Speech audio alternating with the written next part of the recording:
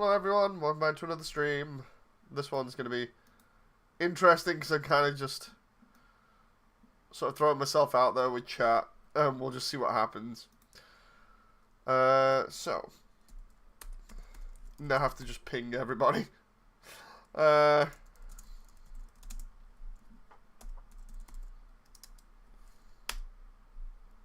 moment where I start up a stream, and then have to get the stream link from my own YouTube. It's fine. It's all good. Let's just copy this. I'll go ahead and finish up in a moment in terms of copying and pasting and stuff. Let's see.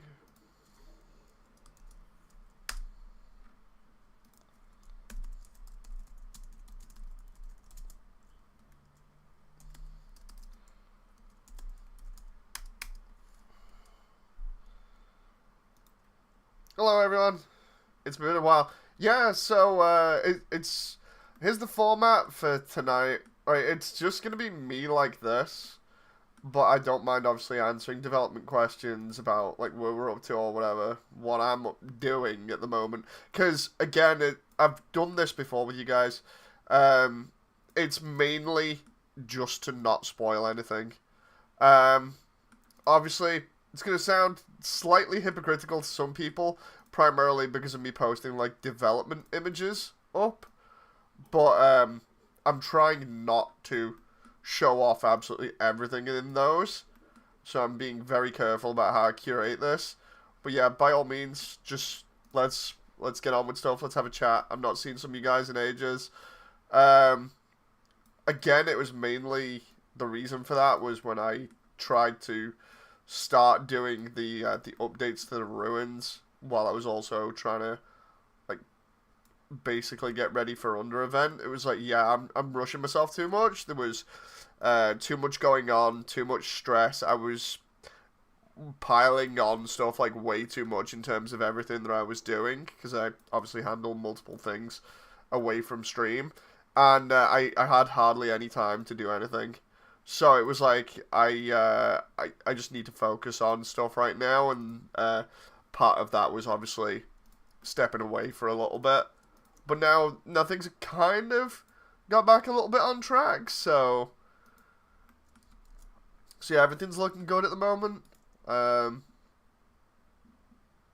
obviously, like I said before, I'm not going to be going in for anything related to Under event. I'm staying clear of that. Not because of the community or anyone, in it, but mainly just because I don't want to rush myself. Because, like, for instance, the updates that I'm putting out, those updates are pretty frequent. But the thing is, like, what I'm doing is rebuilding the ruins from scratch to be like the best it can be, and as a result, each area is taking like a week or something to actually make how I want it and to match the quality that I want. So it's crazy. Hope you're feeling better, says Damon. No need to ask questions, says Sammy. I've stayed up to date. There is an interesting one that I can mention today. Damon says, hope you're feeling better. Also excited to see your progress. I hope a lot of people are, because I've worked so hard on this, but not gonna lie, like, having the new upgrade for Blender has given me, like, so much power, and then at the same time, I've got to, like, optimize my scenes so they don't chug, because before, I'd be able to make, like, entire sections of levels or just large areas, no problem. Like, with Snowdin, we've got all of Snowdin on screen at the same time, even though I don't really need it. And that's fantastic because it runs really high frame rate. And then, like, the ruins here, where I'm going in and actually redoing every single little bit of detail so it does the entire project justice. And what's happening is I'm literally having to split the entirety of the ruins up into, like, more segments, because what's going on is I'm putting, like, that much detail into these areas and then trying to, like make sure that it doesn't go too crazy or doesn't look uh too good, I suppose you could say. I'm doing like Toby's thing, where Toby was like, yeah, I'm gonna deliberately make some of the pixel art bad so that so it's not like too good looking to kind of go in with what style he wanted. And it's just like, no, I can understand that. I've got to kind of like still have a lot of detail, but not so much that it doesn't fit in with the rest of the project, because otherwise that kind of undermines what I'm doing. Glad you didn't do Undervent, because I feel like it kind of would have stressed me. Yeah, I agree. Like, no way, Immersiontale is average. I'll catch up with chat now. Don't overwork yourself. Everybody needs breaks. Like I've mentioned before, the most important thing about this is my work-life balance, because I look after my daughter. So each night I get maybe a maximum of 5 hours that I can work on stuff or play games or do both. So it's like, if I don't do anything within those 5 hours, that's it. I've lost that day essentially. And some days I'll be looking after my daughter. It'll be great. I'll just be like, oh yeah, this is amazing. I'm really enjoying this. I enjoy being with family. And there are other days where, because of how my brain is, I'll just be like, dude, progress. And even though I'm with family, I'll be thinking about progress in the back of my head, like it doesn't want to turn off. Those are the days where I don't like, because it's like I'll be sat there and I'll be chilling with family, like either having a meal or having fun with my daughter, and then all of a sudden my brain will be like, so anyway, you could do this for the animation, or this would be cool, or this still needs to be done. I'm like, dude, save it for later. No. Hey, Classic. But yeah, I need that work-life balance in check.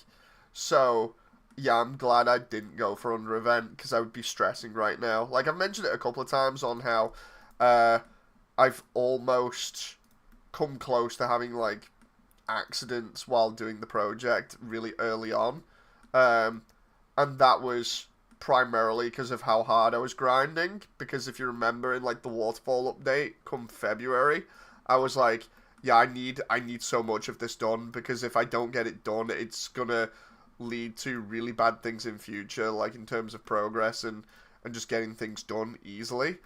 And yeah, I'm glad I grinded out those updates and kind of went a bit hard there. It sounds terrible, but it's like, because now I'm not having to worry about massive chunks of levels, like even with the ruins here, where it's like, oh yeah, it's a large portion of the game. It's not as large as, say, like Waterfall or Hotland. Hotland being one of the more famous ones for stream. You know, so it's like, as long as I had like Hotland and Waterfall done, then, you know, that was it. So, hey, Classic. I think I just said that, but David. Just curious, if you played Deltarune's new chapters. I have not. Please don't spoil anything for me. I know people are good enough in here that they shouldn't. The only reason I say that is just to make sure. And the reason I haven't played Deltarune's new chapters, even though I really want to, is literally the project. Like, you know I'm grinding that hard when I'm actually ignoring a massive release that I would enjoy and give me views. And instead, I'm basically grinding away on my personal project. No. It's nuts. But, on the other hand, like, even though, like, that's why a lot of my streams recently have been, like, other stuff, because I've been trying to take a break a little bit, and then I just didn't stream for ages, because of, one, me being slightly ill, which I still kind of am. I'll mention that in a bit. It's not too bad right now, but it's like, there were loads of bits of me just being ill, and then other points where I was just like, you know, I'm not feeling it like I used to here. Let's maybe have a bit of a break. But I didn't properly announce it either, so it's like kind of an unofficial break. You know. What was cool was during that time though, I was looking around the internet and I just happened to find some people that were talking about like YouTubers and stuff, or VTubers, and they were like, so who's your first VTuber? And I actually found somebody that said me on the list. I was like, oh my god, I'm so happy right now. everybody else was like mentioning like bigger VTubers. I got mentioned as like a small indie VTuber. I was like, yeah. So I'm happy about that. I left for a minute because my kittens and mum showed up and said hi. Aw. Um, Vader is Luke's father. so so yeah, that was a small win for me. You know. Um, so let's go over things. What's actually being done? The one thing that that was crazy when I last did a stream for Immersiontale was I said it was bad optics, and that was because I was like trying to grind like mad and experimenting with stuff for Under event, and as a result, we had the Minecraft guys come in and just talk to me, and admittedly, they had a good point, which was like, dude, why are you doing the ruins all over again? But my point still kind of stood, which was like, I want to do this, you know. The quality looks just all kinds of funny, and I don't think it fits with everything else. And it was like, well, you can do it later, right? And I it's not like I disagree with them, but it's just the way that I work and my brain processes stuff. I do a lot of like work visually. Um, like I mentioned it with models like ages ago. I wouldn't be able to model anything because if I didn't have a texture to go with it, I couldn't visualize stuff properly. So like when people are like, you know, you should do the ruins later on the visuals because everything else is roughly going to stay the same, right? And I'm like, well, maybe, but I'd like to at least know kind of the visual style that I'm going for here instead of leaving it till later, you know. So I spent about a month or so trying to get the beginning of Fallen Down done again. Fallen Down being the entrance to the ruins from like where Frisk falls down to the bit where Toriel takes Frisk into the ruins.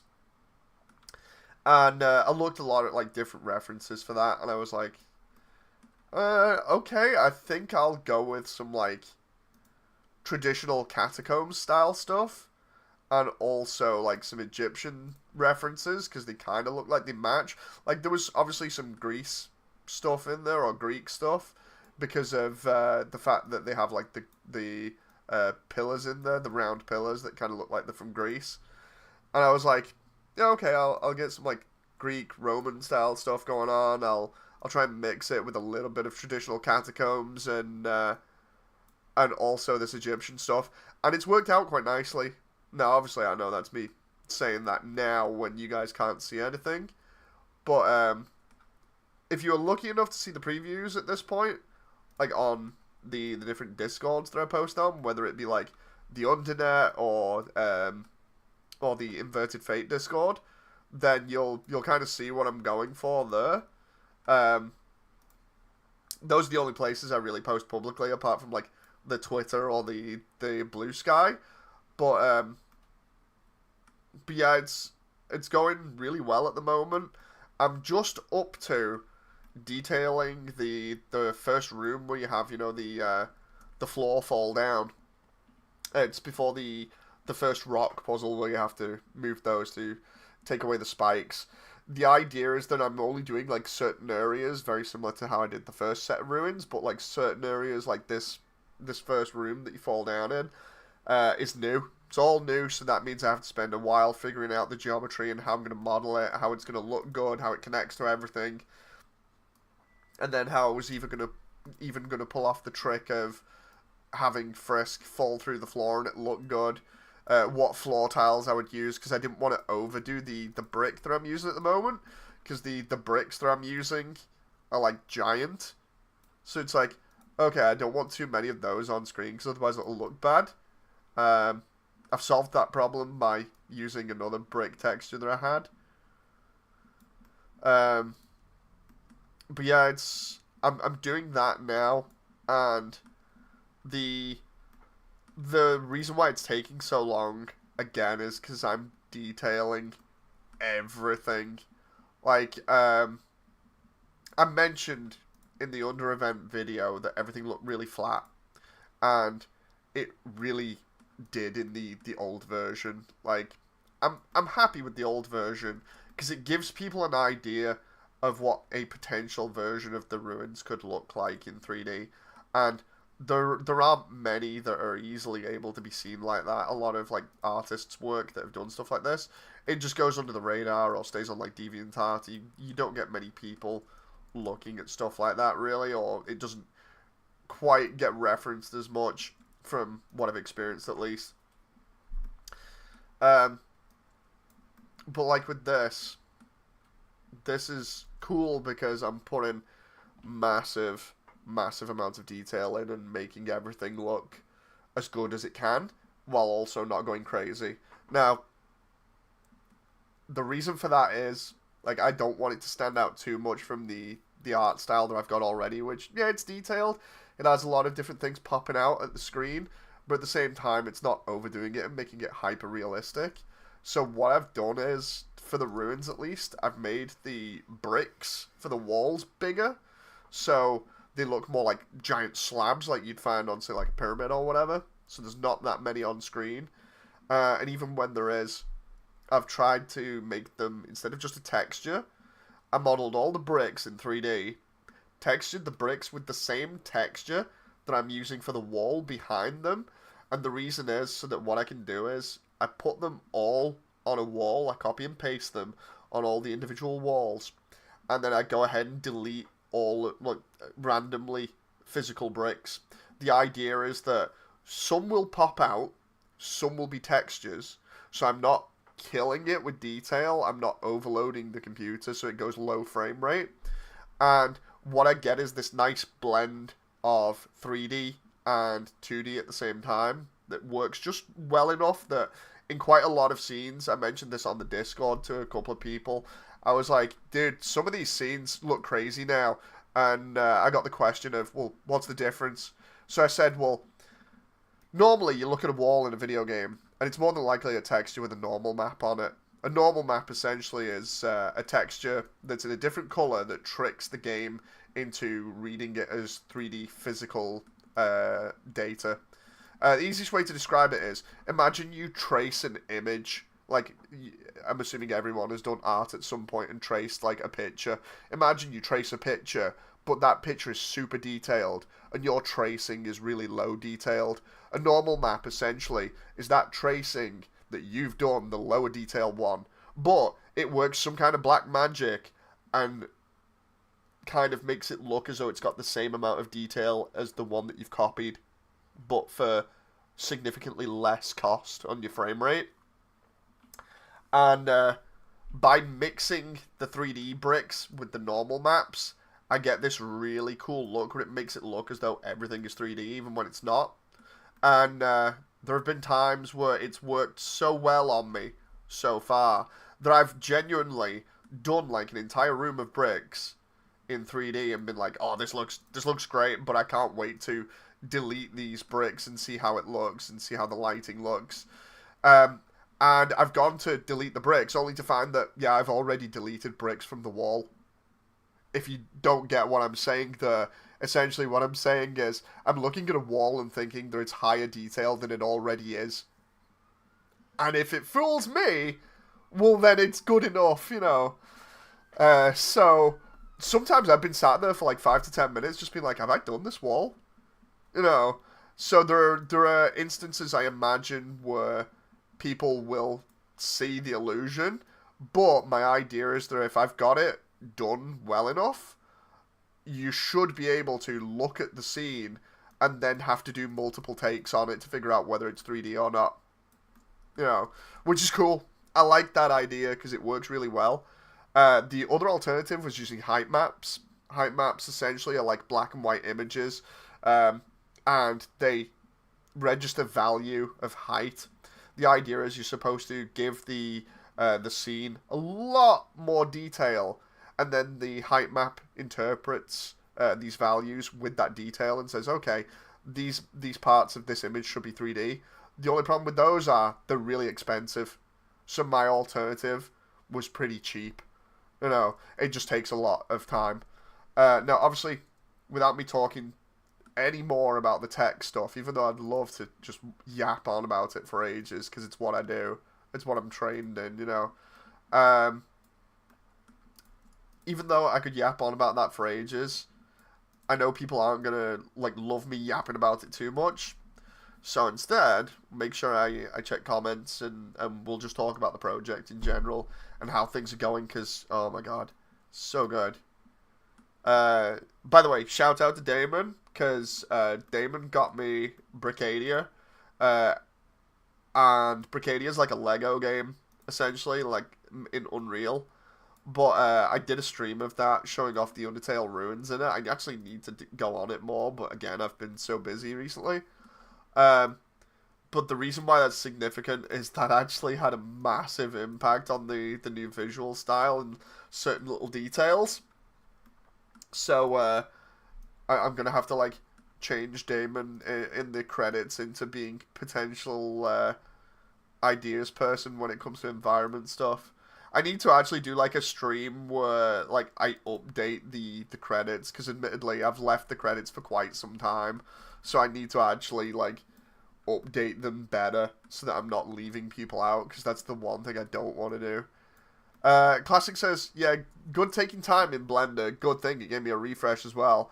Helps figure out my stuff, so I wait every 7 days now before art comes into mind. Swoop says, I can imagine Immersiontale for like a 3-hour long movie if released all together, not in parts. This is a joke. I don't want it to be too long, but like, I want it to be just long enough that people feel satisfied and get a feel of the entire underground in 3D.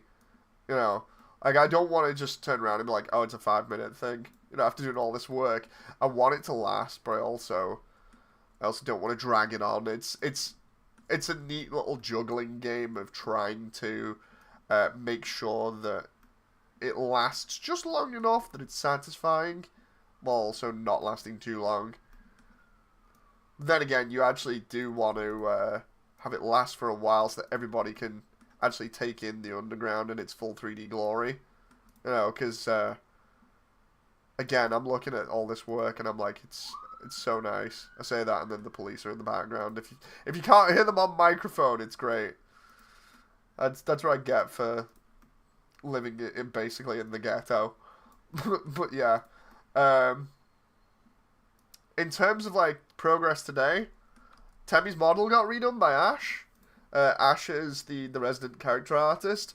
We are literally 2 characters away from having all of the, I would say, main cast that you see in Undertale outside of, say, like 15 characters. I know I've said this before, but the 2 that were included that are new are, I think I've mentioned these before, but Dress Lion and Ice Wolf.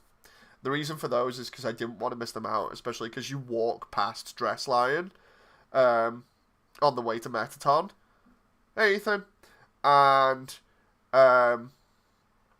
with Ice Wolf, I just felt like if I miss out Ice Wolf in the background in one of the scenes or something, it's going to look awkward. So yeah, those are getting done. Temmie got redone today, and oh my god, the Temmie model is so good. Like, I'm actually happy that I stuck with that and got Temmie redone. There is a joke about me getting Gaster done, but that would cost more money, and I don't want Gaster in, because I've got another character replacing Gaster. I think I've mentioned that before, but I'm like, yeah, I've got another character that's equally as fun as Gaster replacing them, but I'm not going to say who it is. It's totally not Matt Pat. Jen just saying in the background, going, it's Matt Pat. It's like, no, I'm not putting Mr. Game Theory in here. What's happening? I'm just talking while I'm working on spoiler stuff in the background. So by all means, if you want to just chat, it's fine. But yeah, there'll be some people that come in probably and don't know the project or anything. I'm obviously gonna have like the trailers and stuff probably on at some point if they come in. I can't wait for the new stuff. And by that I mean like the actual next video that I'll probably be dropping isn't just the ruins. It'll probably be a bit of the character's story. So we'll actually get a little bit of the player's story. I've been mulling over it in my head for like days now, like how I'm gonna actually like go ahead and show this off properly so that people can get behind it easily and understand what I want. And the funniest part is, as I was actually thinking about this, Toby then does the Memories website. Like, if you're unfamiliar with the Memories website recently for Undertale, it's a collection of everybody's memories that they can write in, and Toby archives them. And I think the idea is at some point he's going to show them off in like a video or something. I'm not entirely certain about that, but I imagine that's kind of the idea. Either way, like there are a lot of like fan arts at the moment with everybody just saying thank you, and I was kind of thinking about it. I'm like, dude, this is kind of the same sentiment because a lot of them are like really hitting the same vibes that I was going for. Where I wish I could actually show it on stream. I might pull it up and try, but if you search up on Twitter or X, whatever you want to call it.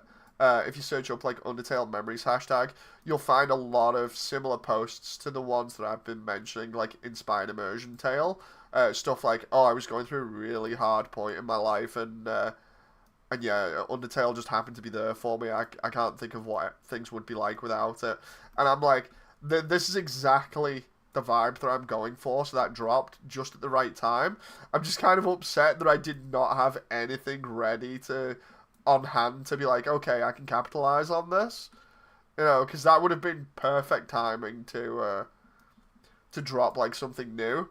But again, like I was saying before, not rushing things now is the best sort of way of approaching things. So it's just unfortunate at the moment that I can't sort of turn around and be like, right, there we go, there's some new video out for everybody to give context to things, Swoop says, speaking of Gaster, I genocide hate the dang I'm Wingdings Gaster, the royal scientist meme.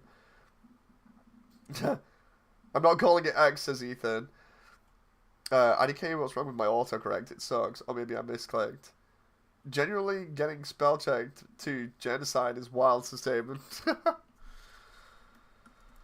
Yeah, I think I've mentioned it before, but it's not like I absolutely hate the character of Gaster. I just hate the fact that, like, I mean, hate's too strong a word. I dislike the fact that because of the way the fandom currently is or has been, Gaster has to be responsible for almost every problem in Undertale, even though it's never been proven whether he's an antagonist or not. He's just kind of so everybody's kind of wrote their own headcanon, and then that's it. That's just stuck, and every other, like, AU story seems to be Gaster being creepy handsman that wants to destroy multiple dimensions and kill Frisk or whatever and take the soul, and a bunch of other things. It's just, I think after 10 years, having that much content about Gaster, it's like, come on, seriously, we can do more stuff, right? We can clearly do more stuff without having Gaster. So it's one of those where I'm kind of trying to break away from the established convention of, yeah, Gaster has to be in.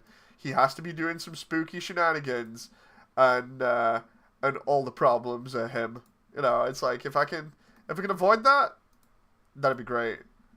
But people will probably expect Gaster. Especially because I originally was like, oh yeah, I'll put Gaster in, and then I'm like, maybe not. Maybe I just forget him like Toby and see what happens. So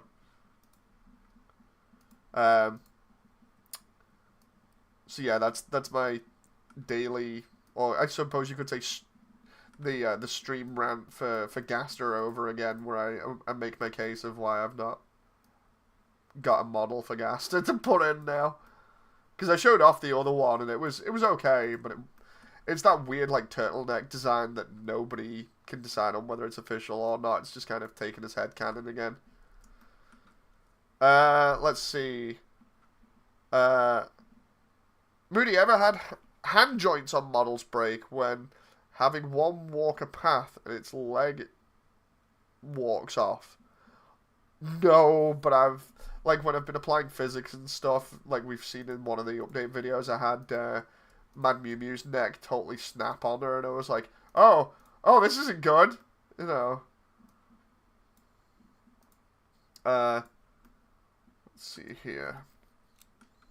The cool thing about this, even though it takes so long, and I mentioned this before, is that like with all this messing around with textures and stuff and 3D models, as long as I get it just right, everything looks 3D even when it's not. So it's actually pretty funny. It's like a mix of visual trickery through shaders, placement, and lights that make it look more detailed than it actually is. So I'm just like going through and deleting a load of these bricks now. Another cool thing that I've done is like spent more time with like more realistic textures on top of the ones that I was already using. So like you'll eventually see it, but my version of the ruins now is less clean.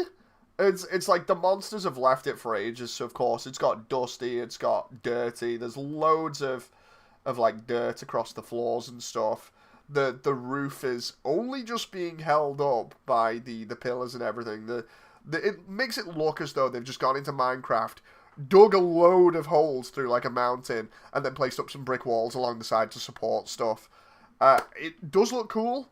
It gives it way more detail. I don't know whether people will vibe with it as much as like other ones where it's just all brickwork, but I didn't want it to be too repetitive.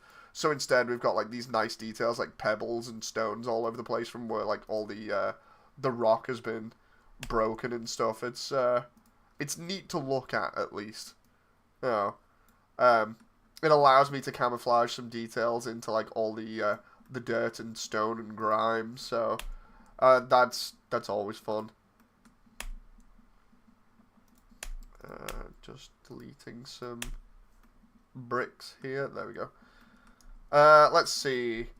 Damon says, I hate it even though I don't know what it is. I'm seeing it so many times. Okay, so for those who don't know Gaster, there is a load of videos that summarize Gaster. But Gaster is essentially like Undertale's Spooky Man. What I mean is like Undertale has what's called a fun value, where you get given a random number value at the beginning of a playthrough, and you can get multiple different events that happen because of that fun value, and no one playthrough is exactly the same as a result. So, like for instance, just as an example, it's not correct, but somebody might have like a fun value of 5, and one of the random things that will happen is like you'll pick up a note in game that will describe something like for one of the characters, and then somebody will get like a fun value of say 20, and later on they might, instead of seeing like this note, they might actually meet the character that's mentioned in the note or whatever. It's really kind of cool. But Gaster is accessed through fun value. He's alluded to in the lore normally as the chief royal scientist before Alphys takes over. And nobody knows quite what he looks like, but he was data mined as having the strongest attack power in the entire game, and that there was going to be a fight with him eventually. And then seemingly he got removed. And he's referenced then by some of the other characters that turn up in fun value, that are seemingly here, not here or there. They're seemingly stuck between time and space. They mentioned that Gaster has like this whole backstory. You piece it all together, and he has this whole backstory about how he made this invention, and it suddenly split him across time and space, so he's not even there anymore. He's in like multiple pieces or whatever. I'm really not doing the story justice. I can link to it in like the Discord. But yeah, Gaster is one of those things where he neither doesn't exist, but he does exist in Undertale at the same time. And as a result, a lot of like fan art came out, a lot of theories, which characters he was involved with. Like there's some links because on one of the fun value events, a waterfall, like in Waterfall, a grey door appears, and when you go in, it's just a weird black room with what looks like a skeleton in it, and everybody thinks that's Gaster. Gaster's apparent favourite number is like the number 666 or something, so all of his values for like his attack, his defense, his stats, and whatever are all 6s. It's crazy. There are a lot of things to do with Gaster. Apparently, he's also the one that is tweeting everybody about Deltarune. Like no joke, Toby keeps, because all the characters have different ways of speaking, and that comes across in like the fonts that Toby used. Gaster specifically uses a certain way of talking. Everybody says like his font is obviously Wingdings because his full name is like WD Gaster. So it's like Wingdings Gaster. But yeah, that's not really proven either. Apparently, he's supposed to have ties to Sans and Papyrus, what with them being skeletons as well that have names that are named after fonts, Comic Sans and Papyrus. You know, so it's an interesting story, but it's kind of like Slenderman in terms of like there's a lot of like crazy stuff going on with Gaster, and again, because he's neither here nor there, it's a lot of like fanon stuff as to like his existence and what he does and how he acts and everything. And the usual take on Gaster is just, yeah, he's this entity that's out to take everybody's soul and like destroy the universe or whatever. In one of the different AUs, X-Tail that I like, Gaster is actually someone who wants to create their own universe or AU that has like the best story ever, and as a result, it ends up being completely crazy because he basically takes all of his universe that he comes from and more or less rewrites it over and over and over again until the characters get really annoyed with him because they're just like, dude, we just want to live a life. Can we actually do that? And he's like, nah, this is too happy. Maybe we just fill it full of sadness. Let's have some of these characters that we like die, you know, and see what happens then. See what changes in the universe and everybody's reactions. And that one's pretty crazy. But again, it's similar stuff like that people write where they're like, yeah, he's never doing anything good. It's always crazy. That's Gaster in a nutshell. But yeah, the fandom always seems to write Gaster as the one that's the main problem for like everybody. If there's something going down in Undertale's AU, like multiverse, it's got to be Gaster. You know, that's the problem. And I don't know, man. Like, I understand why he's popular and everything. It's just, I've not really clicked with it. You know, it's not the type of thing where I'm like, oh yeah, I'm totally on board with this. Instead, it's just like, it's a thing. You know, so maybe I'm being such a killjoy. It's terrible, but I just want something different that's more exciting. Is it over or did it start? As in, it's not a game. This is not a game. I'm making a 3D Undertale AU. This is just a stream where I talk about it in the background at the moment. I am working on it. I would show it normally, but it's pretty close to finishing, so I'm basically not wanting to show spoilers. If you are new here, though, I can show you previous trailers of what I've done so far, because I'm pretty far in development, and it's always fun showing the trailer, especially the newer stuff.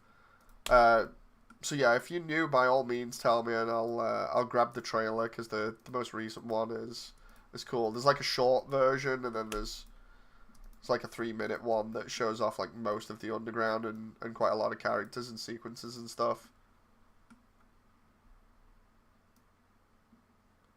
Swoop says, bye! Oh, bye, Swoop!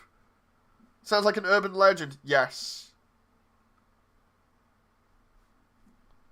It was him all along, yeah, basically. Ethan says, I've heard a lot about this game, although I've never personally been involved because it's the type of game that I would not enjoy.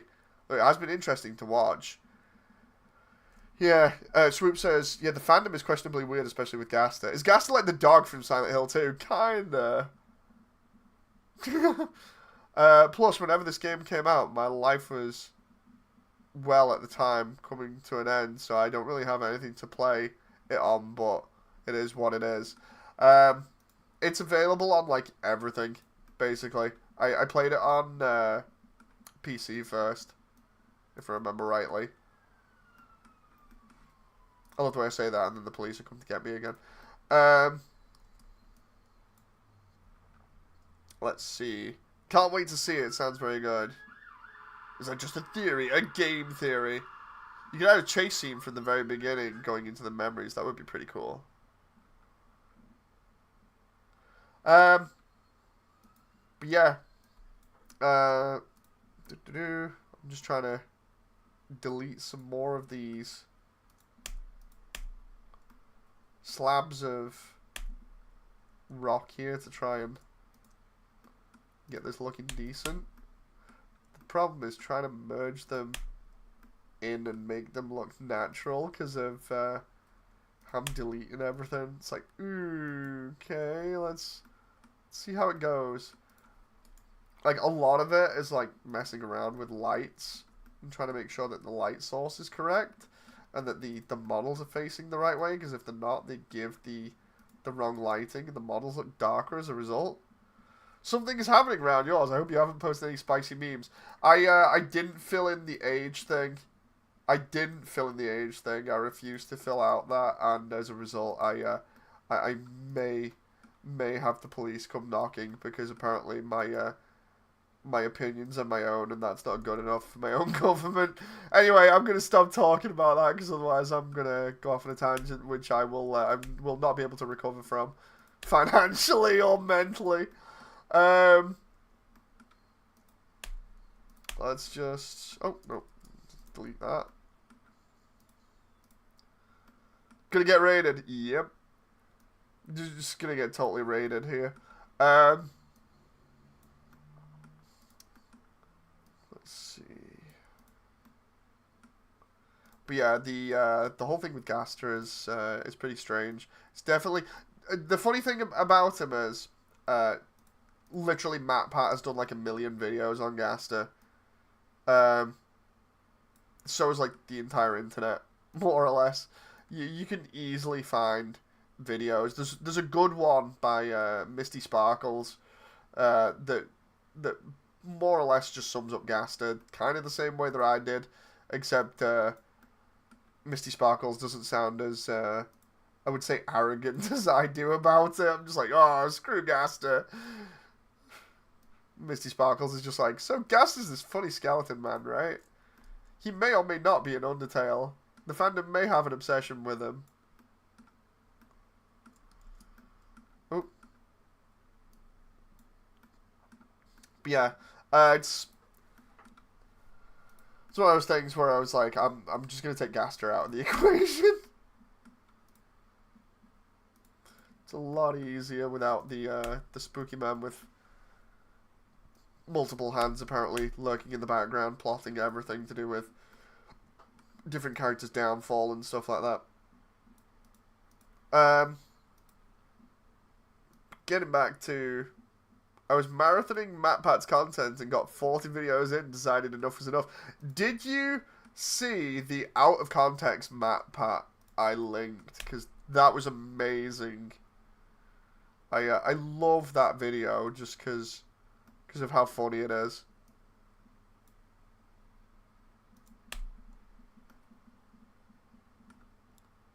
I like your Gundam video.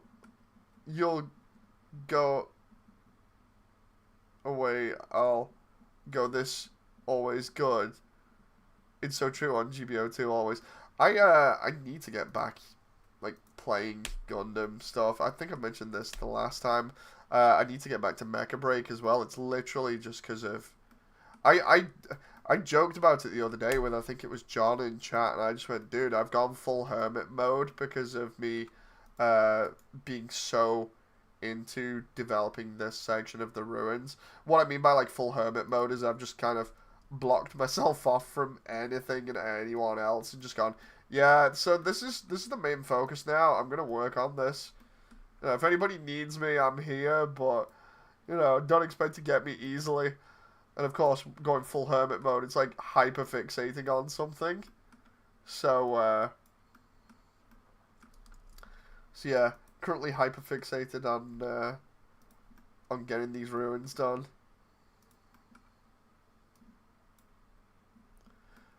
Not yet. I'll start it up now, says Damon. Yeah, map pack without context is hilarious. Like, some of the stuff he said in previous videos just makes it even more funny. It's why I have to, like, preface some of the videos that I've done in the past where people are like, dude, you sound like you hate map pack. And I'm like, no, his content is amazing, but not for the reason that everybody thinks. You know, I love the out of context stuff that makes him sound absolutely insane.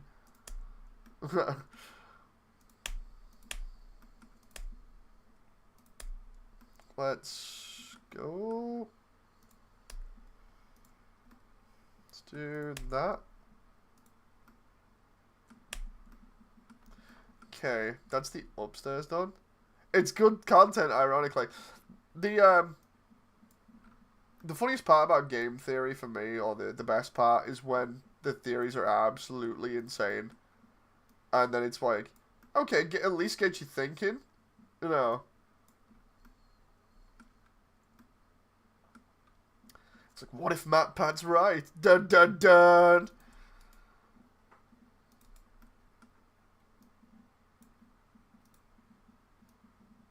What if Ness truly is Sans? I think it was Sans.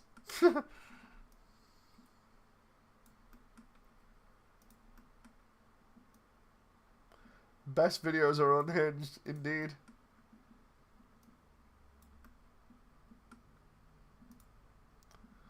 I'm trying here to create a couple of sets of bricks that imitate this piece of the wall and make it look as though it's more 3D again. I think I managed to do it. Yeah, there we go. I don't think you completely understand, but that's okay. I only really had an early 2000s laptop, no internet or money at the time, so playing it was actually impossible, says Ethan. Ah, okay, that's fair. Again, I don't think I would enjoy it, but it has been interesting to watch through the window. It depends what you're into, Ethan. Like, I didn't think I would enjoy it. I took it as just, like, the meme game where everybody laughs at the skeleton's puns. And it instead is very heartfelt. And depending on how you approach it, you can get very attached to some of the characters and scenarios. You know, depending on how you how you approach it, and if you actually feel anything for the characters. That's the only problem that Undertale has, is that if it doesn't hit the mark, if you don't feel anything for the characters, then everything falls apart in terms of like how immersed you'll feel, how attached you'll get to certain storylines and things like that. When everything is a little bit more involved for you, if you've got like attachments to the characters and the storylines that they have, then it feels a little bit more personal by the time you get to the end game, you know, which is really cool. I like that. And I wasn't expecting that. I just expected like a silly meme game with skeletons in it. Yeah, but that goes to show me how wrong I was. Because I originally scoffed at Undertale. I was like, nah, it's just a fad thing. I don't know why I should play that. And then it's like, oh no, this is actually something that I really enjoy. Oh, I've screwed up really badly. You know. So yeah, I totally read that one wrong.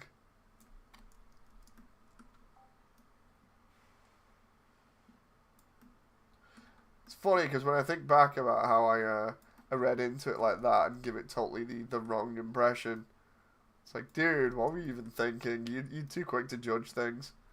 You know. Classic says, I like MatPat, miss him. He should have kept on his channel, though he retired. I like his game theory on Mario Bros. Matt's a politician now. Like, a games politician or something? Like, obviously not going to get into politics, but it's interesting on how Matt has. He's going to bring his theories in so he can fix everything.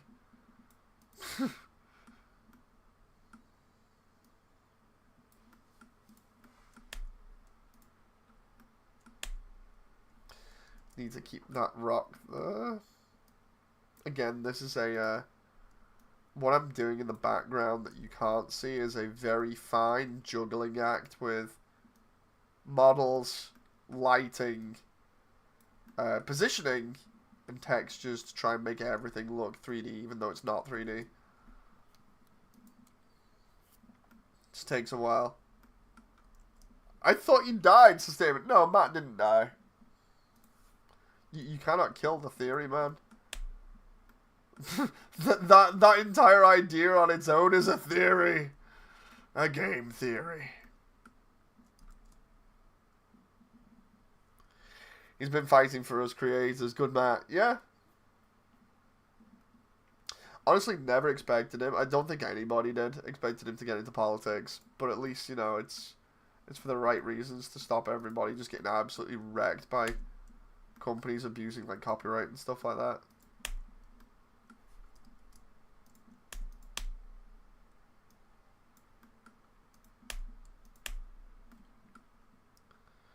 Oh, wonder whether Matt's chimed in on the current stuff going on with the internet at the moment. And I don't mean the downfall of VShojo, even though that happened roughly about the same time. That was interesting. That was crazy. It's like, so anyway, just come on, and VShojo is just completely gone. It's like, oh, okay.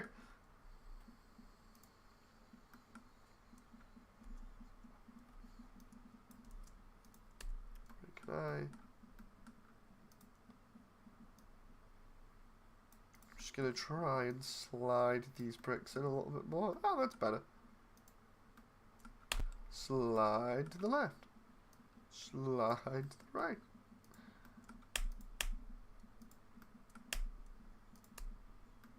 Okay, can I just...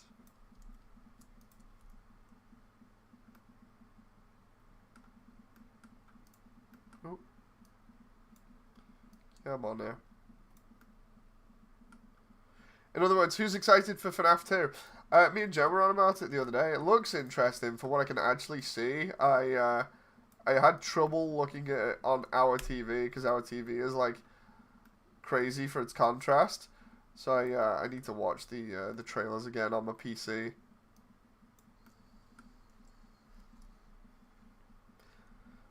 Battlefield 6, yes. Battlefield 6, I hope, is good. But then again, I've been waiting for a decent Battlefield game since Bad Company 2. I am heavily biased for Bad Company 2. And I think I've mentioned this as a stream story before, but I used to be very nasty on Bad Company 2 to the point where I almost had somebody come round when we lived in a slightly more crazier neighborhood. What ended up happening was I was so loud killing people. I was accidentally waking up the family members while I was on the game, and they literally knocked on like the next morning and were like, "Dude, you've been at this for so long now. What the hell's your deal?" And I was like, "Well, I'm just trying to enjoy my game." And they were like, "Dude, you know how thin the walls are?" And I'm like, no." And they were like, We've literally been hearing every conversation that you've had, like details and everything. We know all your private stuff. Just do us a favor, stop." And I managed to get them to not kick my teeth in because they were incredibly angry. And I was like, "I'm so sorry, I did not mean this." And yeah, I actually had to bring them in the house to explain to them why I was shouting all kinds of like crazy stuff at God knows times, because I was busy literally running up to people with just a combat knife and killing them so I could get the dog tags.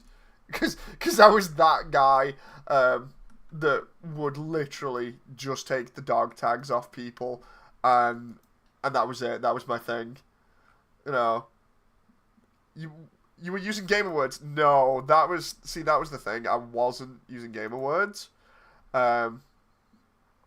But I was just doing a lot of shouting.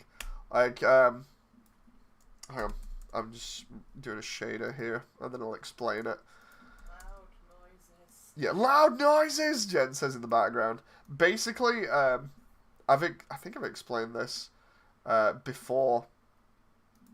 maybe I've just done it in person, but basically, when it comes down to like me and hearing and how loud I am, uh, I just have this problem where I don't actually realize how loud I'm being, and I generally don't hear myself at the same volume level as everybody else does. So I can feel like at the moment I'm talking at a particularly normal level, but then Jen can turn around and be like, "Dude, you're literally practically shouting," and I'm like, "Oh, I, I'm sorry about that. I really did not mean that." It's a weird thing that I've had for ages. Um, but it leads to a lot of obvious problems when it comes to trying to keep the noise down. Um, and yeah, I was just yelling like all the time. And these poor neighbors that we had were really suffering from it for like a week, and I was like, I am so sorry. And then I bring them into our living room, and I'm like, dude, just check this out, right? I go on Battlefield, and then I am just stabbing people in the face and getting the dog tags, and this guy's like, dude, you're insane. And I'm like, I just love these dog tags, man. It makes it funny because they just get humiliated by the fact that I'm knifing them in the middle of a combat zone, and this guy was just like, "Just do us a favor, keep it down, man." I'm like, "Oh, all right, all right." So that was that. But yeah, are you gonna get tested for autism? I am supposed to be getting tested for autism. I'm on the list, I think. I went to the doctors and I was like, "Look, I need to get tested." And they were like, "Oh, okay, we'll put you on the list." And I can't remember when I'm supposed to get checked. I think it's like a couple of years' time or something. Uh, why am I toxic, Dave? Oh, no. But yeah, no, I mentioned to the doctor, I was like, look, I want to get screened and tested for OCD, autism, and ADHD, all of them together, because I swear I either have one or all of them or just a couple of them together, because there's just too many coincidences, where it's like I definitely think there's something wrong, and it's just not ever been disclosed to me or diagnosed, and we're at a time period now where it's I wouldn't say easily accepted, but it's more understood. So it's not sort of this whole thing of, oh, it's bad parenting, Instead, it's literally just, oh, it's somebody that has a certain problem with them that needs help. It's gonna be interesting to see whether I do or don't. Let's put it that way. Because I'm not immediately turning around and being like, oh yeah, I totally have this. As usual, I'm kind of in the middle ground with stuff where I'm like, I have my suspicions. It may or may not be true, but there's quite a few coincidences that line up that point me in the direction where at the moment I'm like, I wouldn't be surprised, you know. So yeah. Ethan says, um, I don't think I would like that style of game though. I already know what I like, mainly Armored Core, so I can understand that. Exactly why people like this game. I've watched a lot about it. That's fair, that's fair. It might help in future. Yeah, like, I'm not gonna, like, full-on self-diagnose. I'm gonna have my suspicions, that I want to get checked. The whole point for me going in for it in the first place is to get them checked. And if my suspicions are true, well, then I can turn around and be like, I was right! I was right the entire time! And if they're not true, then I can be like, well, guess I was off the mark. you know. More than happy to admit when I'm wrong on something. So it's going to be one of those things where eventually when I get feedback as to whether it's true or not, that's going to be the most interesting time for me. Especially because, like, one of the other reasons for getting tested is because of Rachel. Because it's like, well, it's going to be interesting because if I get tested for it and Rachel has it as well, well, then at least we know how to kind of deal with stuff as parents. Whereas at the moment, we're kind of just dealing with everything as it comes and goes and be like, okay, what's like the best solution? You know, the easiest way to describe that situation is like our like with my parents, they didn't really think anything of it, even though there seemed to have been a lot of coincidences over my life, and as a result, they've just been like every time I question them, they're like, "Whoa, you trying to say we're bad parents?" And I'm like, "No, you never thought about getting this checked?" And they're like, "No, no, no, no, no, no, yeah, it's all poppycock. Everyone's saying this and that nowadays," and I'm like, "Oh, all right, so that's how it is." You know, you don't want to look into it because you think it's a fad thing. You know, I'm kind of upset about that because I'd like to know more about myself and the reason why I am the way I am. But it's my parents, so uh, it's all about gameplay and story. It might be interesting, but if the gameplay is not, then I don't think I'm into it. I don't think I'd be down for it. I don't like Pokemon top style anyways. That's fine. Ethan says my biological father is like that. Like, don't get me wrong, I don't hate my parents. It's just the way that I'm looking at it, especially with being a new parent, is me and Jen don't rule out stuff until we've got a concrete answer. You know, so like with autism or ADHD, until we've got confirmation on like whether either we or Rachel have got it. We have the suspicions there, but we're not gonna flat out like deny it and just turn around and be like, oh yeah, it's nothing. We shouldn't look into it, especially again when there are multiple coincidences where we're like, huh, this is interesting. We'll keep an eye on it, you know. Like we're not just gonna turn around and be like, all right, it's nothing. It's yeah, whatever, you know. So I think it's better to be like that than just completely dismissive. Um, but yeah, that's the type of situation. Look at what your parents did and do or do not use them as a template. Yeah, that's basically it. It's like just watch what your parents did, and then decide on what you want to do from there. And in this case, it's like we want to just like get checked, you know, to just make sure that everything's okay, and see if there is anything interesting going on coincidentally. But yeah, all the stuff with like me being loud and not realizing all the things with like me getting distracted way too easily, but then being able to like hyper focus in other situations. Um, there are a lot of instances where I'm like thinking of different things. I can't reel them all off the top of my head at the moment because it's one of those things. I put myself on the spot and I'm like, yeah, what were all these instances? Um, but yeah, all these different things, and I'm sat there and I'm thinking, you know what? I would not be surprised. No. Um, Damon says my family is similar though. They got me tested. They would get benefits and tell us to exaggerate it, otherwise we would get beatings. Jeez. I do not have the intentions of ever passing on my DNA. My family branch rotted off and fell a long time ago, says Ethan.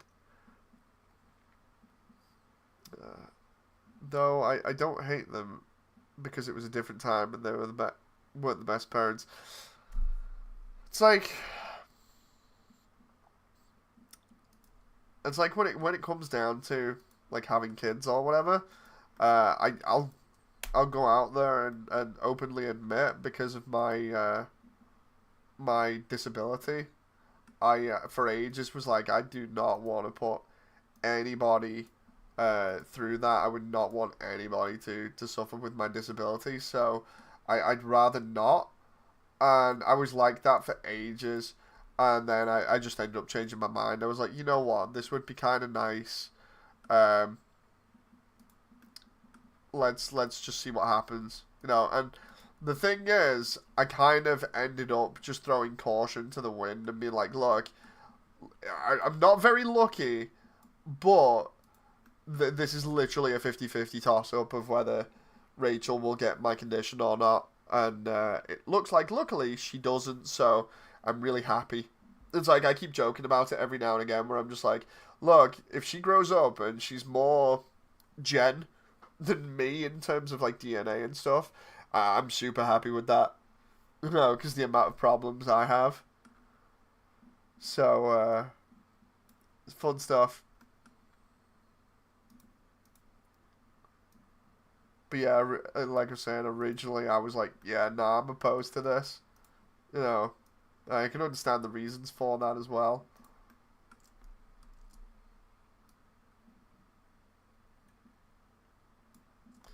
Let's see. Ethan says, I must say, if they're diagnosed with something like I was like, don't try and see it as a problem. Oh yeah, no, no, no. Not a problem. She's she's amazing the way she is. I would not change or try and fix her for the world. No, she doesn't need to be fixed. You know, so Classic says, take care, Dave. I gotta take the family out to the museum. Keep strong. Can't wait to see you finish work. Indeed, thank you very much, Classic. Hope you enjoy your day. Thanks for coming by again. I cannot afford to have a child. I'm unsuccessful in the world. I cannot stop what poverty did to my family, nor can I stop them from getting what I have and going through what I have, says Ethan. That's fair. Oh. Everybody has their own reasons, so...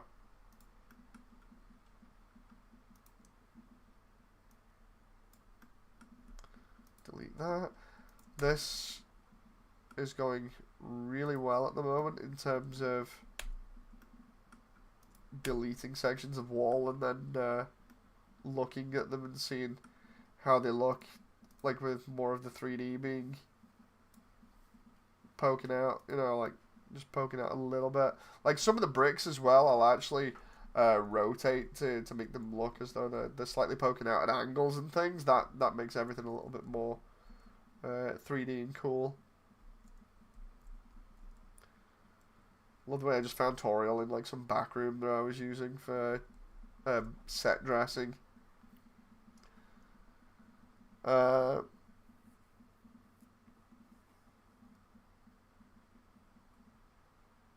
Oh, sorry about that. I know somebody very personally who went through something similar. That's bad. That's really bad. Sorry you had to go through that.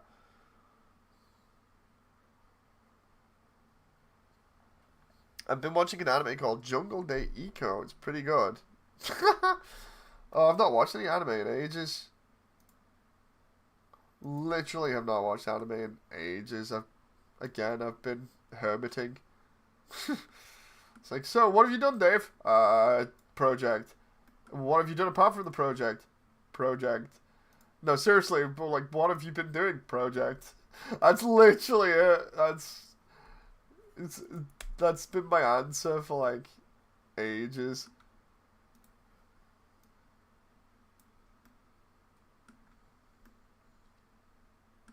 That moment where I'm just like hyper focused to the point where it's like, dude, you know you can have a break. I'm like, I can have a break when it's done.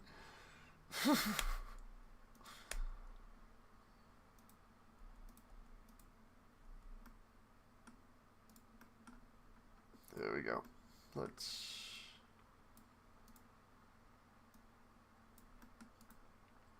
I think the only problem with this stream at the moment, in particular, is literally the whole thing of me just not showing anything, because I know people are going to come in and be like, dude, seriously, what's going on here? And it's like, look, I'm having to talk to the camera a lot at the moment because I don't want to ruin a massive spoiler reveal. You know, unlike previous times when I've actually accidentally revealed spoilers, and it's like, dude, you know.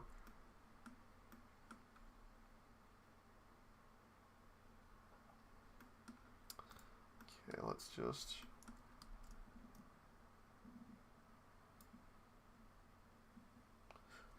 Let's see. David says, I can sleep when I'm dead. Should have Subway Surfers playing in the back for the Zoomers. The jangling keys, the car keys. Or just Gaster on repeat. Just Gaster dancing. Because there's a gif of the fandom's interpretation of Gaster literally doing like crazy dances.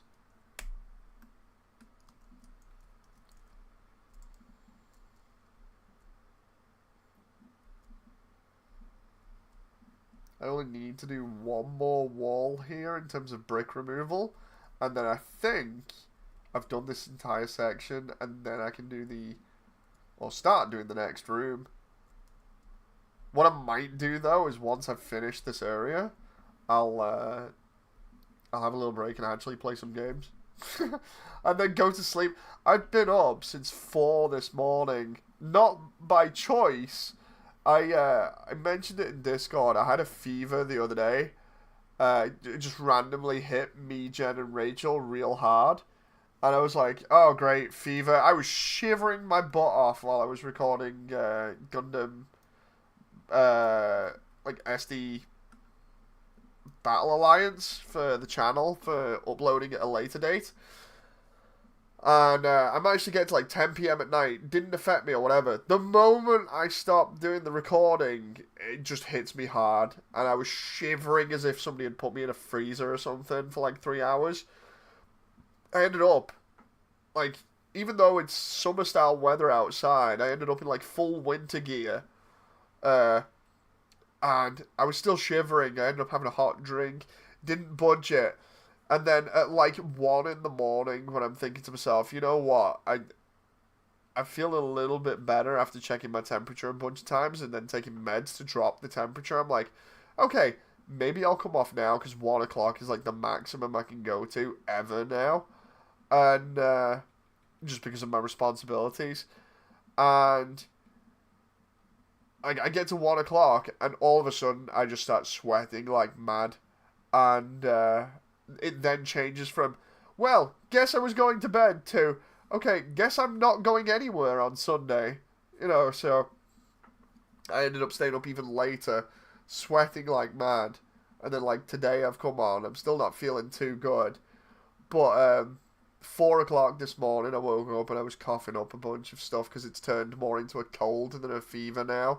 I originally thought it was going to be like a 24-hour fever, but now it's just like, yeah, have fun with that. And I'm just like, oh no. So it's all on my like chest and my throat area at the moment, a little bit in my nose. The worst part is because I have asthma, it really sucks, especially when you're like throwing up and stuff, because it makes you panic because of lack of breathing. You know, so how's your gains? My gains are going great. They've been put on pause for a little bit with me feeling ill, but yeah, I think Jen's getting sick of me posing in front of mirrors at the moment. No, all joking aside, the idea for my gains, for people who don't know, was I just started changing my diet to include more protein, and doing chin-ups, basically, or pull-ups, to increase muscle mass so I wouldn't suffer from an injury like I had in 2020, 21. Where I just bust both tendons in, or quite a lot of my tendons in both arms, and was unable to use them for like a year. I'm like, dude, I'm just gonna get shredded here, especially before I get too old and then can't actually do it as easy. It's like I'm gonna take full advantage of the time that I've got now because I've got years, you know. So start out, get a pull-up bar. I can do roughly about between 7 to 10 pull-ups in one go pretty easily now. This is coming off having literally like no arm strength, so I find that kind of impressive. Muscles are quite defined in my shoulders and arms now, which I actually like. The only other thing I could really do at the moment to get any more ripped would be actually start doing running and stuff. The problem with that is that would then kick my disability into high gear because of it being affected by movement and heat and friction. So if I did loads of running, there's a potential chance that I would just disable myself for like a week or so in one session of like 20 minutes. So it's like running's out the equation. I could go swimming, but I can't when I'm looking after Rachel, so I'd have to go swimming at night. And then it's like, then I've got to find a place that would be open and cheap and allow me to swim at night. It's rough, so I can't do that yet. So it's all on the arms. It's all on the arms, but it's good. I like my improved physique. It's also making it harder to not harder. It's making it easier to deal with Rachel when she flails around all over the place when she's not getting her own way, because it's easy just to pick her up. You just pick her up and she's like, "Put me down." I'm like, "I'll put you down when you calm down." She calms down, and then it's just like, right, places on floor. So provided my gains keep in line with Rachel's weight, and she's not getting too heavy for me as she gets bigger, then it's easier to just be like, right, little madam, you're going in timeout for a moment. So funny. Just pick her up like a teddy bear. Ethan says, teacher asked the assistant if I was there. Oh, jeez.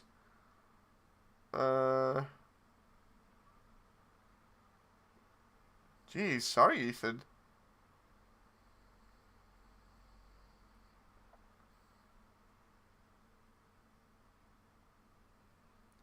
I don't think I can do it. My body is ruined. The funny thing is, it's pretty easy. The only thing I've really done is just have more protein.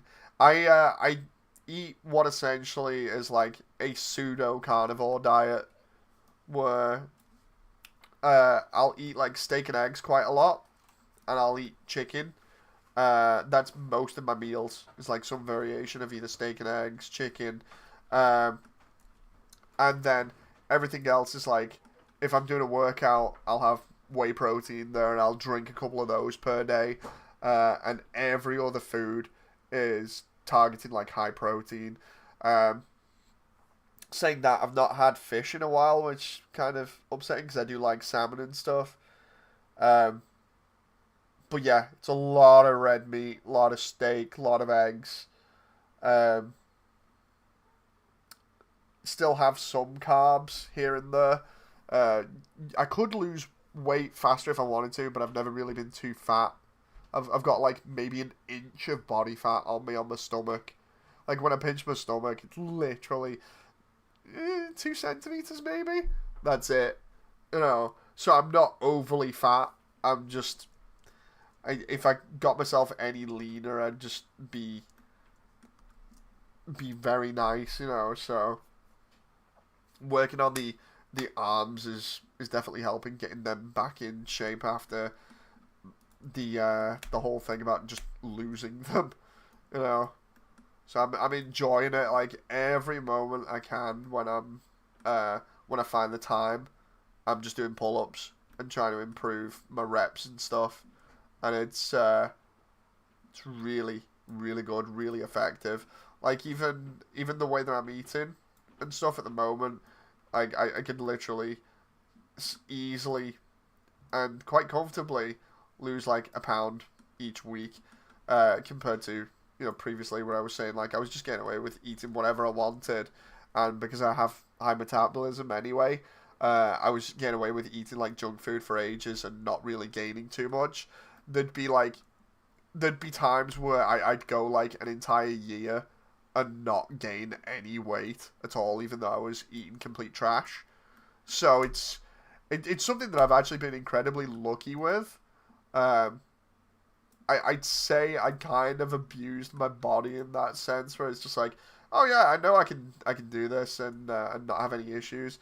So guess I'm just gonna enjoy myself, and not really worry about it too much. Um, but yeah, it's fun to actually build up muscle and see the results of it, especially. Again, the joke being with me and Jen, where it's like she has to pull me away from mirrors now because I'm admiring them that much. I'm like, Jen, check out my gains, because I'm really happy about how it's going, and she's like, that's nice, dear, that's nice. So yeah, fun stuff. I'm just really happy, man. When you try for ages to kind of do something like this and you're not committed to it, and then eventually you do commit to it properly and it works, it's like, hell yeah, I got every right to be happy with myself, you know.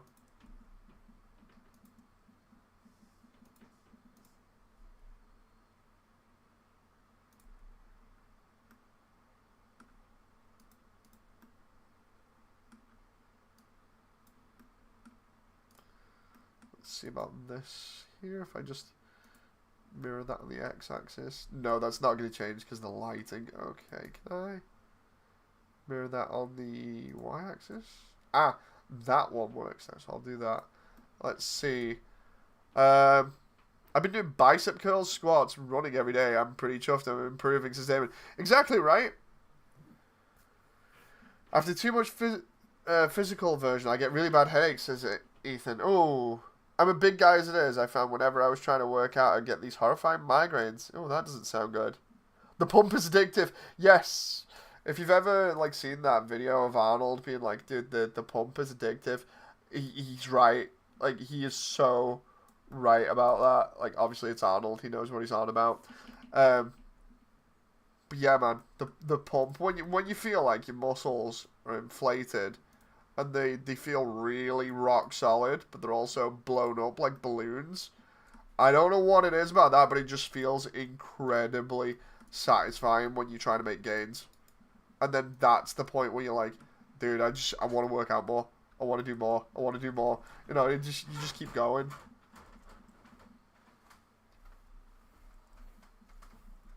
There we go, I've done that. I just need to add tiny details in and then we're done. I used to do runs and long walks, says Ethan. I don't think I've ever been there about that point. I find that like if I do like my pull-ups for an entire day, because I do them in short bursts. I'll do like a set of 5, like a set of 5 reps, and then I'll call it for a bit, and then depending on what's going on, like whether I'm called to look after Rachel or you know whether something else is going on, I'll stop. But whenever I'm not looking after her, I'm trying to get in a couple of extra reps here and there. Um, and yeah, by the end of the day, when your muscles feel like they've ballooned up because somebody's injected like air into them or something because you've worked out that much that you've got them activated, feels really good. Really, really good. It's a strange addictive feeling that you can only get through exercising like that, like for prolonged periods of time, or doing it, I think, intensively so that your body activates properly and isn't sort of like lazy or just sitting around like, yeah, it's whatever. You know.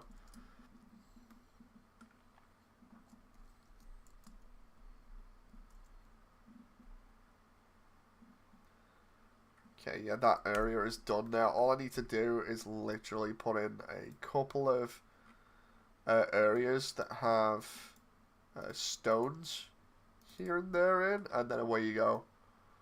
So we're getting close to the end of this room, and then this section as well, which is very good. And then I can optimize everything and find out where I need to cut, where I don't need to cut, and away we go. And oh no! Don't tell me. Oh no! So I have this problem, right, where I make geometry nodes, and then I realize them as instances, or rather as geometry, so that I can save on frame rate a little bit. And yeah, I kind of realized the last one for a set that I had for like small rocks. Now I have to make the entire geometry node set up again, which it's a couple of minutes, but it's just annoying having to do it. Where did I put the meshes for the rocks? They're like all the way over the other side of the level now. Oh, there they are.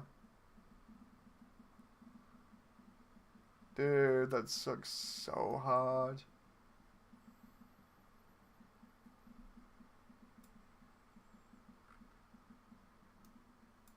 Obviously, don't hurt yourself. Yeah. Um, maybe it's worth trying, says Damon.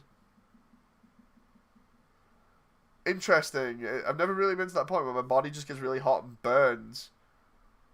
Uh, that's interesting. Yeah, obviously don't hurt yourself. Like, You can work out to the point of what they call failure, but you should try not reaching that. Like I only say that because like the closer you get to it, the more you get hurt. Like you have instances where you're like, dude, I can do a couple more reps easy, and then you try it and it doesn't quite work out, and then next thing you know, like the next day when you're planning on a session, you just end up in agony. So it's like you can't do your session then. That's when it sucks and it makes you feel stupid. You know, it's just like, well, guess I shouldn't have done so many reps. Or like when you're meant to have a break day and you keep doing reps anyway. These are things that I've done. It's like, no. It's like, I wish I hadn't done these things, but it's so addictive. The addiction is strong when you start noticing gains.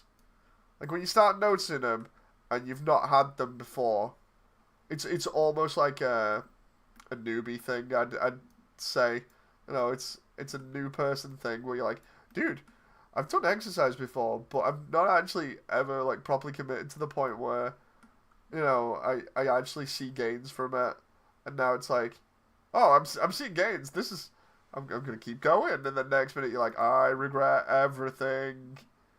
You know. Although I say this as if I've never done much exercise before, but I mentioned ages ago I used to do swimming loads, so it's not as if I'm completely uh, without exercise. Really love swimming, so good.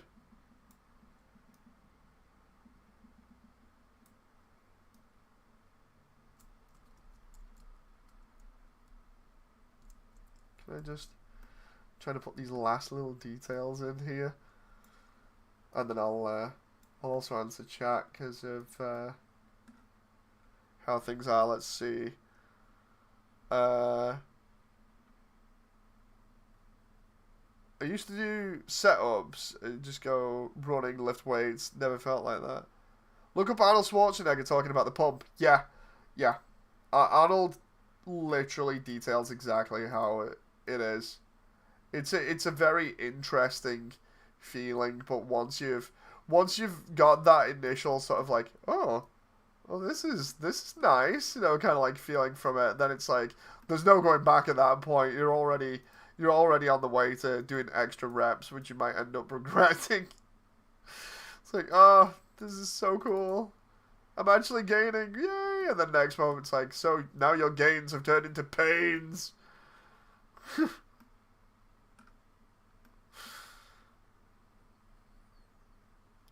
I don't get that feeling in my body. I've never actually built much noticeable muscle. I don't get like that pumped up feeling like you do. It just feels like I'm on fire, says Ethan. It was a good few years ago where I was working like really hard jobs and I did work out too. Just didn't build muscle.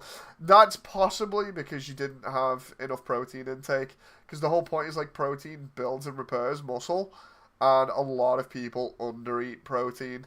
Like I've seen stuff online where there's like people talking about generally people don't eat enough protein. Like you need to be eating tons of, and I mean tons of red meat and stuff to make gains, or you need to be eating extra. So like for instance with me at the moment, I'm lean, but I don't feel like I'm gaining much more now. And it's like if I wanted to make more gains, I'd have to have like another meal per day, or just have a lot more of my whey protein. But the problem with that is you got to be careful with whey protein because of the calorie count in it.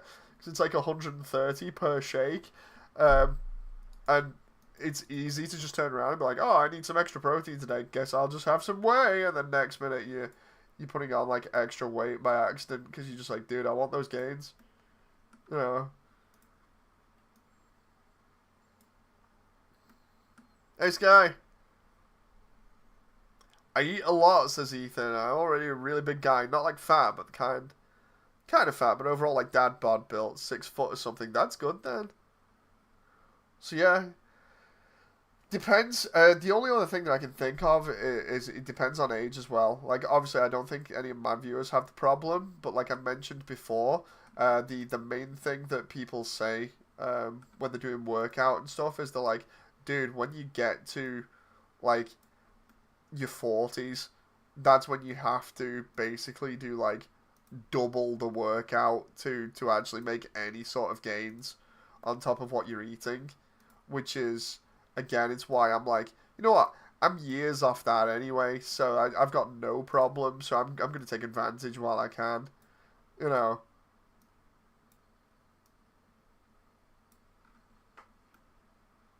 There we go. That's that area done. Oh, that looks so good. Let's see. 40s is workout death. Yeah, basically, like, I'm already taking up whatever free time that I can, or that I have, and that I can dedicate to making gains. But, like, essentially, that'd be, like, me turning around and basically killing myself every time I do a workout. Like, I'm doing 5 reps at minimum for each set. It'd be like me literally having to do 10 or 15 per set.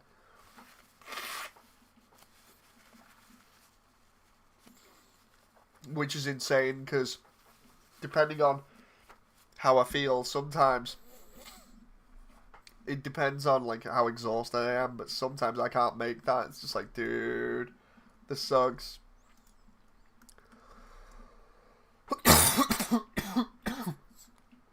Being active is healthy, says Sky. If you make a habit out of it, it's only going to do you good down the line. Yes, even once you hit diminishing returns. But by then, all accounts, I should have built up some muscle. Maybe there's something wrong with me that I'll never know. It's like, the other thing that I was hearing was, it's like, general practice is like, keep yourself fit as much as you can, eat healthy, obviously, or in this case, for like, anything where you're trying to make gains, you either eat extra meals or you eat more protein, some way, shape, or form. Like, I think, on average, you should be having like 100 to 150, I think it's grams of protein to at minimum to either build or maintain muscle, depending on your weight. And then going over, obviously, over that if you're bigger or whatever, because it's all based on your weight. But other stuff is like taking into account testosterone levels and things, because that really affects workout. You can have it where like your testosterone heavily gets affected if you're in like your 30s. Like, it starts dropping off 1% each year, I think, in your 30s. And then it starts dropping off more after that. So you've got to take advantage of that as well. And one killer thing for testosterone is staying up late at night. So, like, it's why I don't try and stay up late anymore. Because it's like, yeah, I want my testosterone levels to stay pretty high. You know, that's a nice thing, because that helps with workout lots. And that's a noticeable thing. I'm trying to think of what else. Because all this was stuff where I did research online. I was like, okay, I'll do research into it and see what it's like. I'm like, okay, I can do this. And then it's actually started working, and I'm like, hey, this research isn't bad. You know.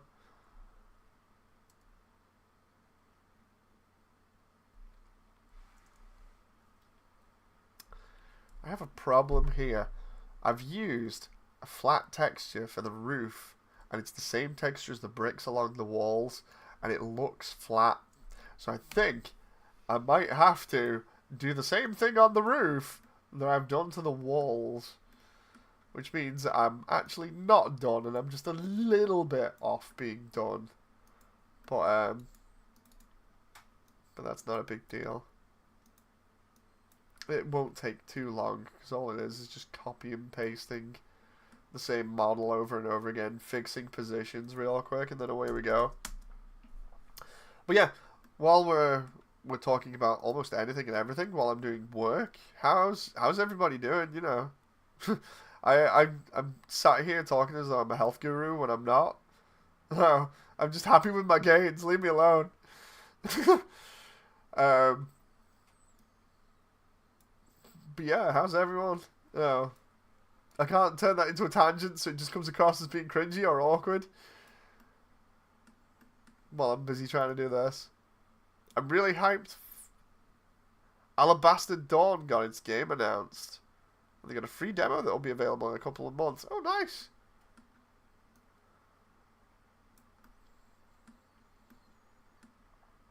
Playing Bricadia ATM, says David. Oh, nice.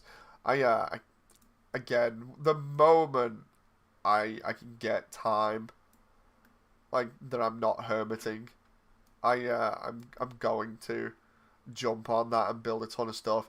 Already, I'm like, yeah, I'll just build a ton of Rock Raiders and Ice Planet stuff.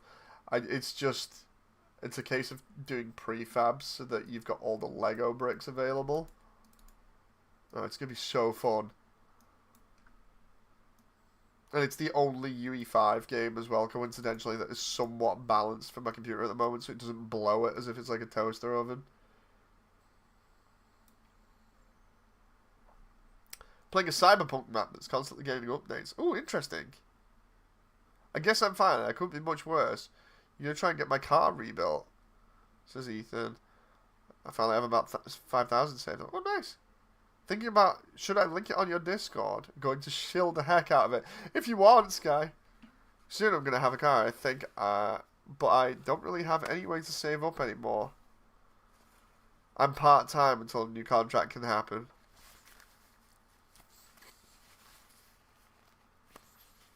Somebody asked me the other day, they were like, what should I do? I can either try and get a job first, or try and get a car.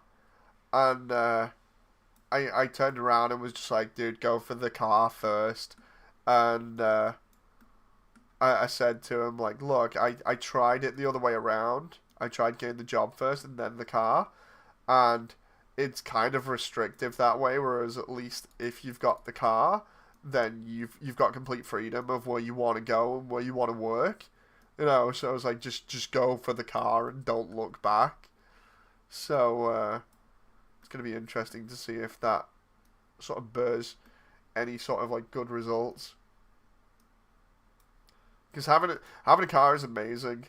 Like I don't know how I, apart from being a silly teenager that was like, dude, I don't need to practice for this. I can just wing it, you know, and kept failing multiple times. Apart from being a silly teenager and doing that, I don't know how I survived without a car for so long. No, it's because now we have one. I'm just like, yeah, I'm driving every single day, unless I'm ill or something else has happened. You know, like because I got really strict with my driving in terms of rules for when I should and shouldn't be driving, and it was literally like, if you're sleepy, don't drive. You know, it's pretty obvious. If you're feeling sick or dizzy, don't drive. I'm just like, yep, okay. So that's, yeah, that's me. In America, you really need a car first. Oh, because of how big it is, yeah. Kind of didn't have a choice due to my life grenading and not having any support from family. The only time when having a car sucks is when all of your friends don't have one. um,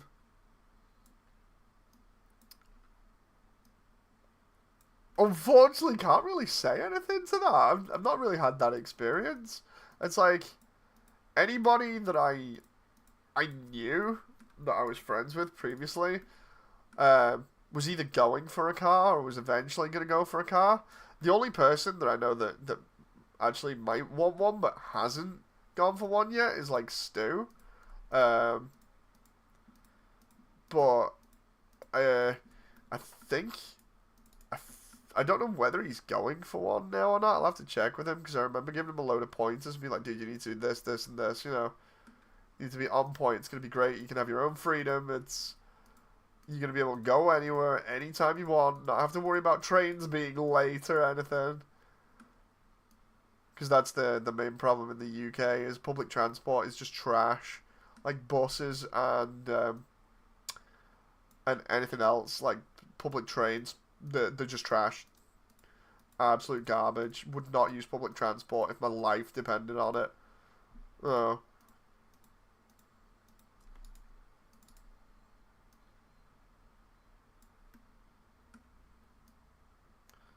But yeah, I forgot the difference between the UK and America is that America is a lot bigger, so of course you're gonna need a car.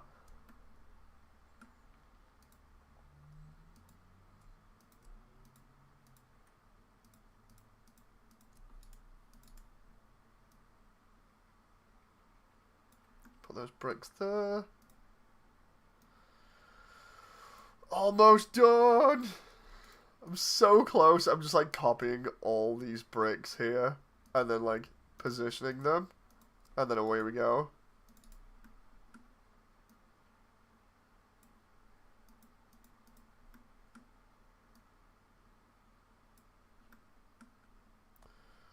Let's see.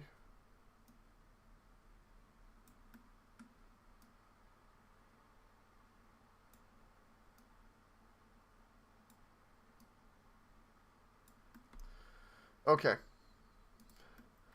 All I need is like one brick here and there, and then we're good. It's like start deleting the ones that don't intersect with geometry at all. And now off we go, based on the height of them and also the lighting. Oh my god, that does actually look cool. I just need to... Right, those aren't worth it. If I can delete them.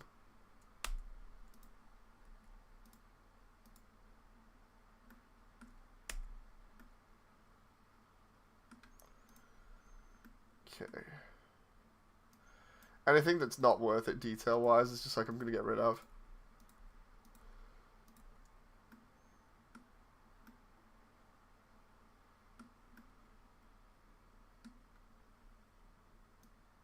Let's see. I don't have friends IRL. That's something that never happened to me due to circumstances that you already know about. Yeah. I think Japan is the only place where trains aren't crap. I'm not entirely sure about that one.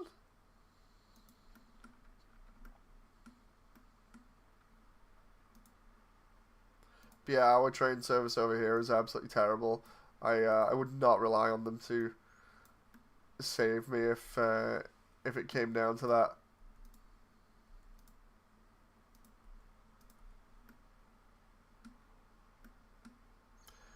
That moment where I'm like randomly, like as randomly as I can here, picking out random different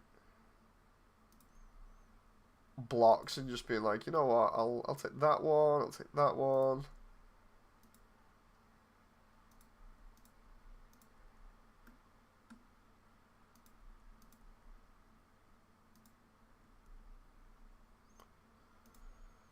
Okay, let's start getting rid of a couple of these lines here, because they're starting to show a little bit of a pattern which is not random. There we go.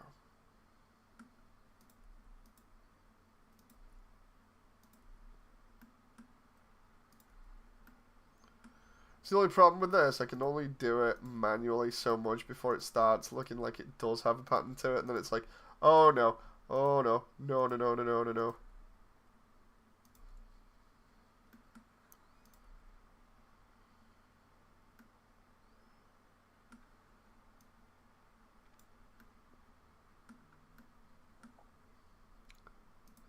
Can I, if I flip that on the vertical, ah, it doesn't work. Okay.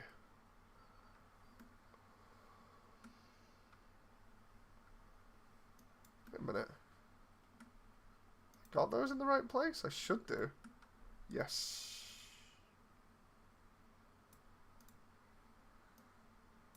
That moment where I'm like trying to figure out whether I have or haven't placed models in line with the texture properly. It's like, oops a daisy. Because if I haven't and it doesn't match up in the render, it's going to look absolutely terrible. Let's do it.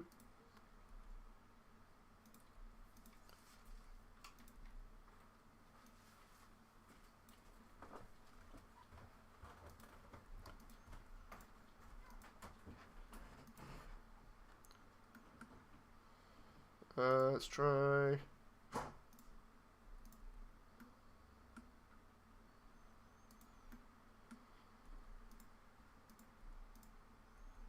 Try this. I'm trying to just delete a lot towards the end so it doesn't. Again, it doesn't look as random. It's so hard to try and make something not look random when it kind of is, because then you come up with like every possible pattern by accident of models, and then it's just like, oh, this sucks. But that doesn't look too bad. The only problem is the lighting does not mesh up properly with it, so it doesn't look amazing. But it's better than what it could be.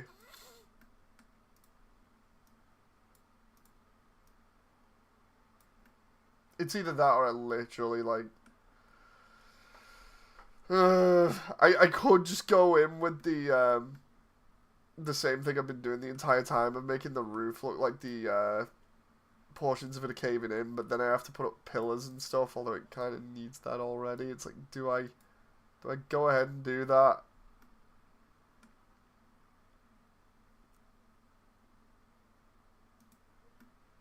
I'm gonna take these bricks out.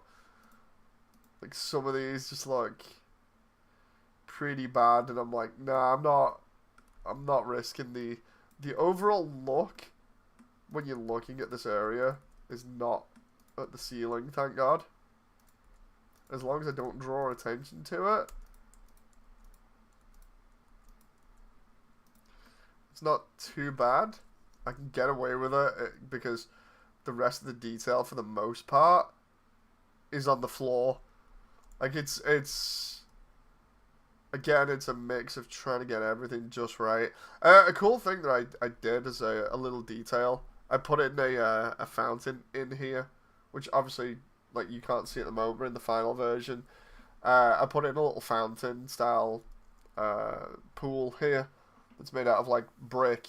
I deliberately put one of the monsters, a Vegetoid, as the spout that spits water into the fountain. It's so cool.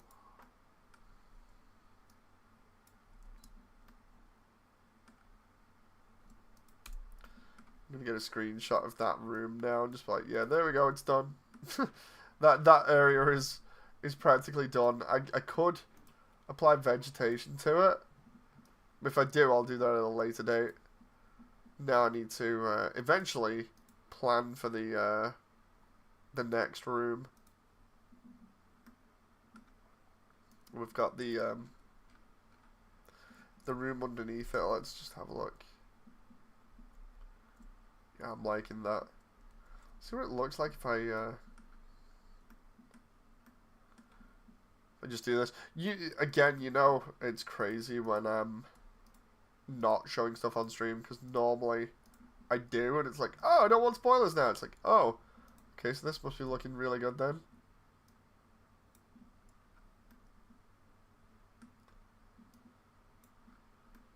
Let's see what that looks like from down below. Okay, interesting. Gonna have to merge the materials for the bottom there. I've got like some materials that look like sand that are blended in, and from underneath this area they don't look that well. I'm gonna have to like go through and fix that so that it actually looks decent, but from up above it's hard to tell. Dave, I already know how this ends, says Sky. What? Is to end up adding more detail? Clearly ends with Batman swooping in and saving the day. It's gonna be fun when this update is done, because the only other update I need to do is the end. And by that I mean everything that I've worked on in here can be applied to New Home, which is the mirror of the ruins, basically. New Home's layout, I don't need to redo. All I need to do is import the bricks and then place them around the place to make it look a little bit more 3D for closer objects than far away. Um, Once that's done, New Home is officially upgraded. So New Home's upgrade is easy. Um, the only thing after that is literally the final fight arena and the end credits in full 3D, which is not that bad. But I can worry about that at a later date. It's just this area at the moment that I'm looking at the ruins when I'm redoing it, and it's looking so nice. It's looking so nice. I'm trying to be careful not to make it look so damn good that it sticks out too much. Oh. And I just realized I can delete one of these rooms now because of something that I've done. I just need to... But yeah, the amount of detail that I've put in here is pretty nice. Like, it started with me wanting to do the bricks in 3D, and then it's like, you know what? I can do that, and I can make everything look a little bit better. I'll change the water shader. I changed the water shader, and everything just went really crazy through the roof, and then I'm like, you know, I could just keep going here. It's like, I've got to make sure that it doesn't look too good, so it fits in with everything else. But it also looks decent enough that it looks on the same quality as the other updates that I've put out, where it's like, okay, so Hotland and everything looks cool. The core looks cool. Snowden looks really cool. It's Snowden that really influenced everything because of Snowden just looking so good. Have I? Oh, I've got a mirror surface and like 5 lights in here. Can we just get rid of that? See what that does. That should improve frame rate. Yeah, it has significantly. Another good thing is that I'm using Blender 4.5, the newest one, so I can get actually more stuff on screen, which is crazy now that I think about it, because it really has taken me from just doing something and doing it decently to, nah, I'm going all in. This detail isn't enough. No.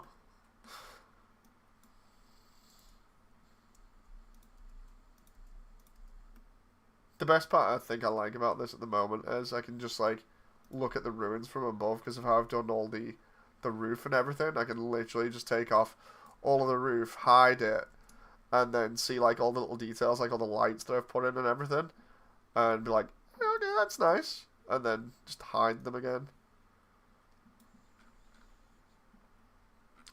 But yeah, anyway, that's it for the stream. I'm gonna stop there because I've done enough work for one night, and also I'm done with that room. Like I said, I'm gonna have a break now and just chill. You may see me doing a game stream. I don't know at the moment. I might just take the time to chill for the rest of it. Thank you for everyone that's been watching and listening. I know it's not all been development, but it's been fun either way. So thank you very much. I thank you again for your attention, and for anyone that's been in chat as well. Thank you for your company. So, thank you very much. Bye.